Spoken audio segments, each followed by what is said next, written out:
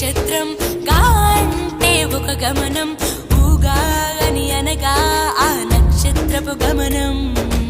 ఊగాది అనగా నక్షత్ర గమనాన్ని లెక్క కట్టడం ప్రారంభించిన రోజు అని అర్థం. తెలుగు జాతికిది శ్రీకారం, ఇదే కొత్త మన సంవత్సరం. ఉగాది సృష్టికి ఆరంభం ఈనాడే.